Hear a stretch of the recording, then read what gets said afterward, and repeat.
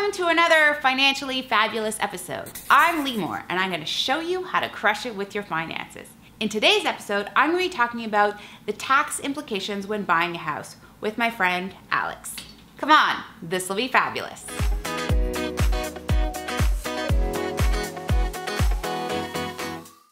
Hey Alex, thanks so much for being here. My pleasure. So Alex is a CPA, and what I love about that is not only is he practicing working with clients, but he's actually also a professor. So he speaks about it in plain English. So glad you're here. My pleasure. It's awesome to be here. Yeah, so we want to talk about the tax implications when you are buying your first house. And there's three we're going to cover today. The first one is the tax credit. The second one is the RRSP Home Buyers Plan. And the third one is HST implications.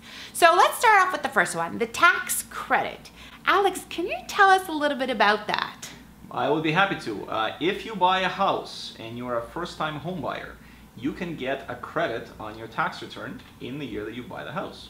The value of this credit is $750, so it's not insignificant. So hold on, if you're a first-time home buyer, when you file your taxes, you can get a credit just for buying a house? That is right, and a lot of people don't know this. And it doesn't happen like right when you're doing the transaction. You have to like, what, check a box or something when you're filing your taxes? It happens when you actually file your tax return, and if you do it by yourself, you have to know to actually look out for it. If not, you should hire somebody to do it for you, and there is a credit that they can claim if you bought a house in the year. Now there's one nuance of this that I know you and I were chatting about before, and that is if I actually don't have to pay taxes for whatever reason, which is very unlikely if I qualified for a mortgage that year. Well, you're financially fabulous, so let's face it. That is true, that is true. But if you don't actually have to pay taxes in that year, the government won't just give you a gift of $750 like cash, right? That is true. So this will only help you if you actually made some money in the year, right? And you would actually owe some taxes to the government. They will reduce that. Or if you already had some taxes that were withheld from you, from your job, from your paycheck, then they will get you a refund. But if you don't do anything, then you will not get some free cash. Right. So if you are essentially paying tax, whether it's deducted from your paycheck or you're paying in at the end of the year, you can have a reduction of $750. Correct. Super smart, huh? Not bad, not I bad. love it. Okay, let's talk about the second tax implication or the tax nuance, the RRSP Home Buyers Plan. What a scary number of letters right there. Right? Yeah, seriously. Can you maybe explain a little bit of how that program works? Sure. If you have an RRSP and you have some money in that RRSP, if you're thinking of buying a house and you're a first-time home buyer, you can lend yourself up to $25,000 out of your RRSP towards the purchase of a home. It could be a condo, it could be a house, but you have to be a first-time home buyer and you have to live in that property. Okay, so I'm a first-time home buyer. I can take up to $25,000 if I've had that money sitting in there, and I think it had to be in there for at least 90 days, right? Correct. So then I can actually take that money out, but I do in fact have to pay myself back, right? Yes, so it's not just free cash that you can get and something that falls from the sky. You actually do have to pay the money back into your RRSP over a 15-year period. So it's really, for that reason, it's best to think of it as a loan and not really just some additional money that you receive. One of the benefits is this RRSP Home Buyers Plan, and I understand that it's great, I can borrow the money for myself, but how does this impact me from a tax perspective? Like, how do I benefit even from a tax perspective when I put money into my RRSPs? Like, why would I even want to do this? There's a couple of benefits of having an RRSP. So the first benefit comes when you put the money into the RRSP. Let's say you take $1,000 this year, put that into your RRSP. What that will allow you to do is to get a deduction on your tax return when you file it this year.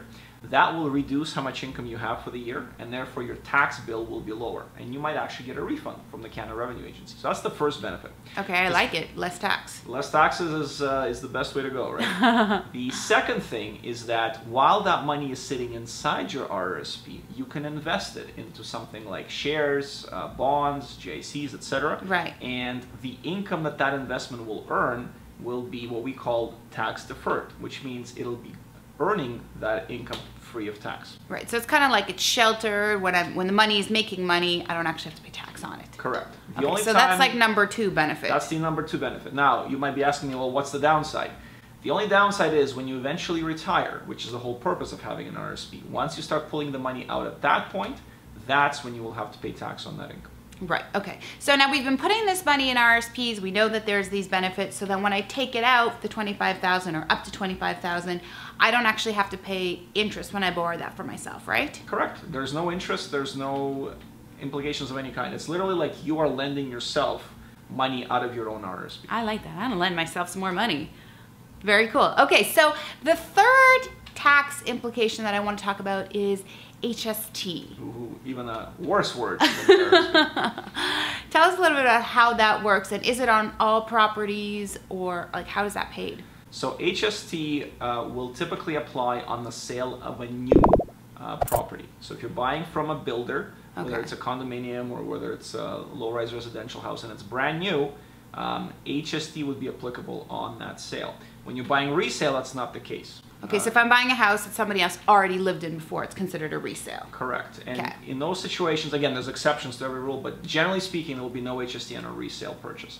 So if you're buying a brand new property, you should be aware that there may be HST on it. And what's tricky about it sometimes is, sometimes the builder will give you a price for the property that already includes HST in it. And other times, they will give you a price that does not include HST. And if that's the case, you might be in for a very bad surprise on closing. I'm sure you have had clients where you've seen that there was this like big HST surprise and they didn't have enough money. Has that happened to you? That has happened to me actually recently. Recently, a client of mine, he purchased a condo. It was a newly built. It finally closed, and on closing, he's like, "Oh my God, where's all this HST coming from?" So, I think the important thing here is to ask the question: if you're buying a brand new property, is the price I'm paying, does that include HST or does it not include HST? Okay. Now you can get some HST rebate, is that correct? You can, yes. If you do pay HST on the purchase of a property, there is something called an HST rebate that you may be eligible for.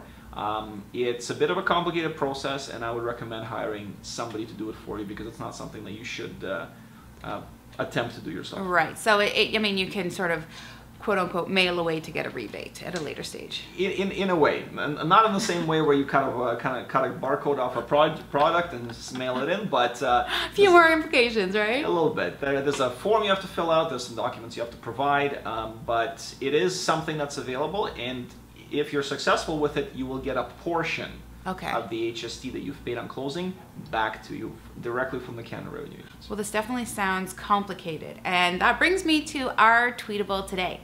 When you're buying a home, make sure that you think about the tax implications so you're not caught off guard.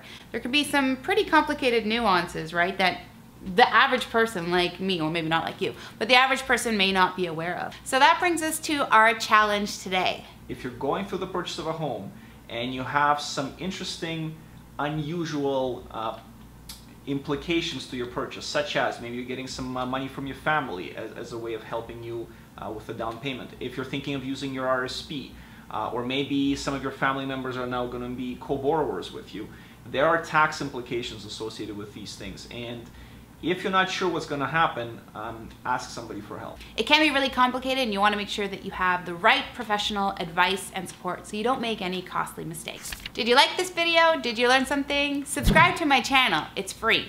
And I'm going to link up Alex's contact information below so you can reach out to him if you've got any tax questions on a home that you are buying.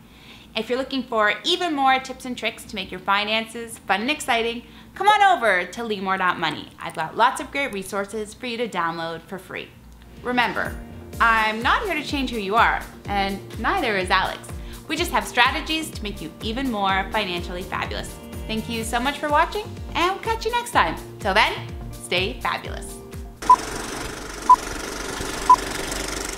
So you're talking to us today about a very interesting subject. Yes, it's 3 letters, ends with an X. When you first start out, you're not really sure if you know what you're doing.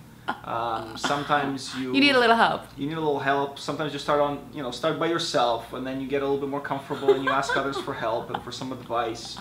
And you silly people, we're talking about tax. Oh, is that what you wanted me to talk about?